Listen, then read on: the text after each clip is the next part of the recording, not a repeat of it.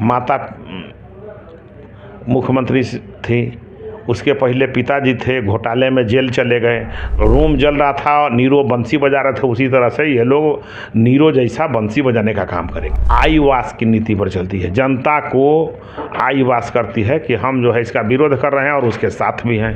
वो कांग्रेस पार्टी का समर्थन चाहिए, कांग्रेस पार्टी के वोट बैंक का इस्तेमाल करेगी।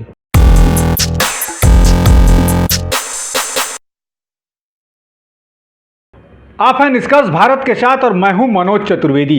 राजीव गांधी के सलाहकार रहे, सोनिया के सलाहकार रहे, अब राहुल गांधी के सलाहकार हैं। श्याम पित्रोदा नाम सुना होगा आपने, लेकिन भारत में भी कहीं ना कहीं रंग भेद नीति अपनाना चाहते हैं। श्याम पित्रोदा ने कहा कि उत्तर वाले जो हैं वो चाइनीज जैसे लगते हैं, दक्षिण वाले साउथ अफ्रीकन जैसे लगते हैं, और पूरे north east west south Bharat का उन्होंने एक तरीके से विवरण कर दिया। विविधता की एकता का जो रूप है भारत में, उसे तोड़ने की कहीं ना कहीं श्याम पित्रोदा ने चुनावी मौसम में कोशिश की है। और इसी पर बात करने के लिए हमारे साथ अरविंद सिंह हैं, भाजपा के प्रदेश के प्रवक्ता हैं, उन्हीं से जानेंगे।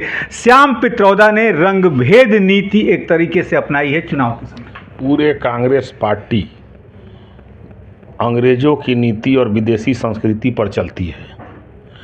ये भी महाशय जो हैं उसी के एक पार्ट है, और ये सोची समझी रणनीति के तहत कांग्रेस पार्टी का एक एक व्यक्तियों से रह रह करके बयानबाजी कराते हैं। देश में आपसी मतभेद हो, जातीय उन्माद फैले, धार्मिक उन्माद फैले, तोड़ फोड़ की नीति हो, देश खंडित और विखंडित करने का सिद्धांत लोगों के दिमाग में बैठे, ये बार बार डालने का कहीं ना कहीं विदेशी ताकतों के हाथ इसमें है, और उसमें प्रमुख भूमिका कहीं ना कहीं कांग्रेस पार्टी का है।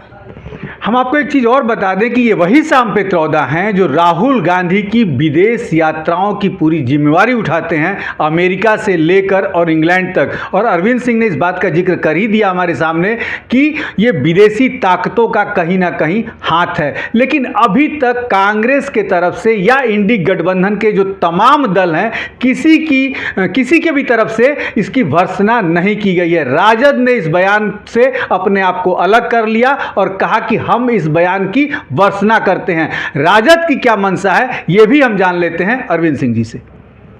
क्या है राजद की क्या मंशा, उसने भर्त्सना कर दिया बयान का। देखिए, राजद जो है गुड़ खाएंगे और गुलगुल्ला से परहेज, इस सिद्धांत पर चलती है। वो कांग्रेस पार्टी का समर्थन चाहिए, कांग्रेस पार्टी के वोट बैंक का इस्तेमाल करेगी, कांग्रेस पार्टी उसके साथ रहेगा। और जब कोई मामला फंसता है, जब देश के अहित मामले आते हैं, जब देश को खंडित विखंडित करने वाले मामले आते हैं, उसका विरोध कर देता है। अगर राजद में हिम्मत है तो उसको कांग्रेस को अपने गठबंधन से बाहर निकाल करके दिखाए, लेकिन नहीं है। वो कहीं ना कहीं आई वास की नीति पर चलती है, जनता को आई वास करती है कि हम जो है इसका विरोध कर रहे हैं और उसके साथ भी हैं। तो इस नीति पर चलती है राजद। ये सारे लोग, राजद का भी फार्मूला है, देश को आपस में जातीय उन्माद फैलाना, धार्मिक उन्माद फैलाना, आपस में लड़ाना, मुस्लिम तुष्टीकरण की नीति को अपनाना, हिंदुओं के आरक्षण को काट करके मुसलमानों को देना, दलितों पीड़ितों वंचितों के आरक्षण को काट करके मुसलमानों को देना, ये वोट बैंक की राजनीति है, परिवारवाद की राजनीति है। ये लोग सिर्फ जीते और मरते हैं अपने परिवार के लिए। एक नेहरू खानदान के लिए जीते मरते हैं और एक जो है लालू खानदान के लिए जीते मरते हैं।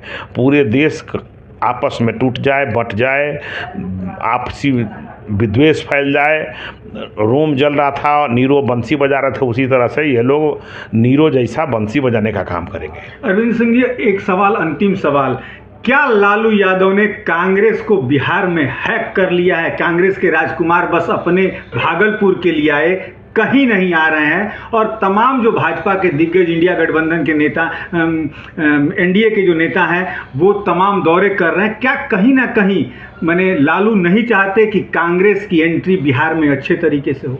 देखिए, कांग्रेस पार्टी को आज के डेट में पहचानने वाला बहुत कम लोग हैं, लेकिन कहीं ना कहीं आना है प्रतिष्ठा बचाने के लिए। चूँकि साहबजादे हैं, नहीं जाएंगे तो ये होगा, तो एक फैशन के तरह बिहार में आए और चले गए।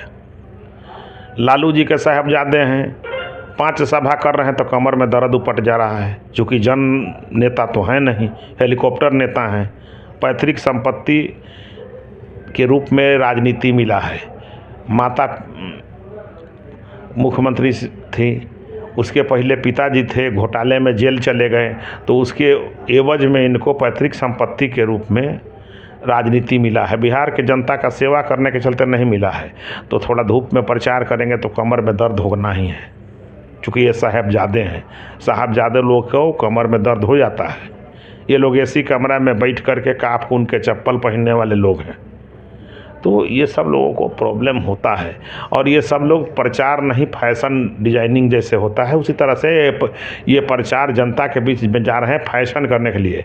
और ये इस तरह से जा रहे हैं कि कहीं भी जा कर के ये हमको कैसे शर्ट सिलवाने के, नया कुर्ता सिलवाने के लिए बच्चे दुकान पर टेलर के जाते हैं, उसी तरह से ही जा रहे हैं।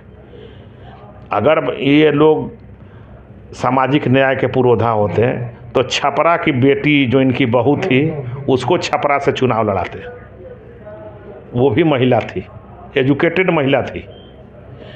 वहाँ एक जादव परिवार में, एक जादव कुल में जन्मी पढ़ी लिखी बच्ची थी, तो उसको चुनाव नहीं लड़ाया। ये लड़ाए कहाँ से? तो विदेश से बेटी को ला करके यहाँ लॉन्च कराया गया, जिसका परिवेश विदेशी हो चुका था, रहन सहन विदेशी हो चुका था। और ठीक है, भारत की बेटी है, बिहार की बेटी है, लेकिन रहन सहन सब जो है सदियों पहले विदेश का हो गया था। जन सेवा से कोई मतलब नहीं, तो उसको आप जनता के माथे पर मढ़ रहे हैं। फिर वो बेटी जो है वोट उठ ले करके फिर जो है उसी जगह पर चल जाना है जहां सदियों से पहले रहती थी, वही विदेश की धरती पर। तो ये सब लोग जो हैं सपने बेचने वाले सौदागर हैं, सपने बेचते हैं और जनता को ठगते हैं। चाहे राजद हो या कांग्रेस हो, ये सपनों के सौदागर हैं, सपने बेचते, क्योंकि सपने कभी हकीकत में नहीं बदलते। अरविंद सिंह ने इतना तक कहा कि ये जो दोनों शहजादे हैं, यानी कि तेजस्वी यादव और राहुल गांधी, इनको समाज सेवा से मतलब नहीं है, ये हेलीकॉप्टर में बैठ के फैशन शो करने जाते हैं। क्योंकि 5 जनसभा करने के बाद राहुल गांधी को पसीना आने लगता है और तेजस्वी यादव को तो कमर में ही दर्द होता है। लेकिन देखना ये होगा कि बिहार की जनता इन्हें कितना फैशन शो में पसंद करती है, कितना नंबर देती है, ये तो वक्त बताएगा। आप बने रहिए हमारे साथ।